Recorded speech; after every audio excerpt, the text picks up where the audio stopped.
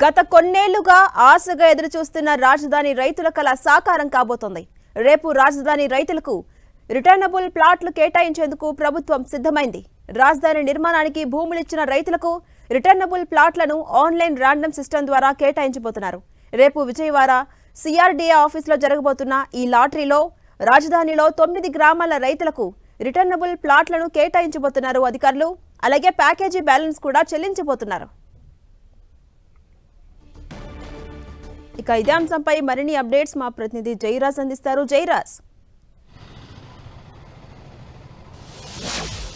ఝాన్సీ రాణి, అమరావతి రాజధాని కోసం భూములు ఇచ్చినటువంటి రైతులకి చెల్లించాల్సినటువంటి నష్టపరిహారం కానీ, అదేవిధంగా వారికి కేటాయించాల్సినటువంటి ప్లాట్లకు సంబంధించి కానీ సిఆర్డీఏ కీలకమైన నిర్ణయం తీసుకుంది.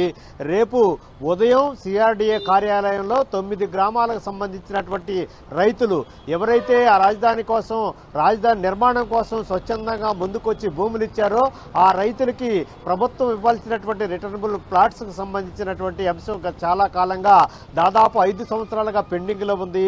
వారి భూములు ఇచ్చినటువంటి రైతుల గురించి కానీ, వారికి సంబంధించినటువంటి అవసరాల గురించి కానీ గత ప్రభుత్వం ఎక్కడ కూడా పట్టించుకోలేనటువంటి పరిస్థితుల్లో ప్రభుత్వం ఎన్డీఏ ప్రభుత్వం రావటం, అమరావతి రాజధాని నిర్మాణానికి కావాల్సినటువంటి ఏర్పాట్లన్నీ కూడా చకచకా జరుగుతున్నటువంటి నేపథ్యంలో మొత్తం మీద 9 గ్రామాలకు సంబంధించినటువంటి రైతులకు ఇవ్వాల్సినటువంటి రిటర్నబుల్ ప్లాట్స్కు సంబంధించినటువంటి వ్యవహారం ఒక కొలిక్కొచ్చింది.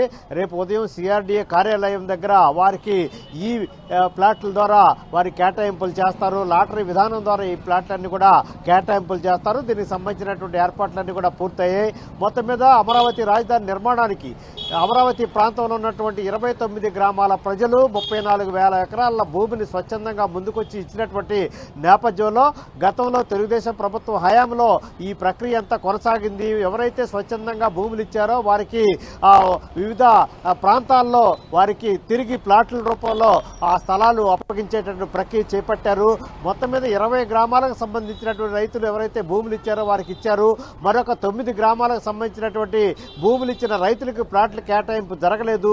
ఆ పెండింగ్ ప్రక్రియ అంతా కూడా ఎన్డీఏ ప్రభుత్వం అధికారంలోకి వచ్చిన తర్వాత అంతా కూడా పూర్తి స్థాయిలో సర్వే జరిగింది, నిర్ధారించింది.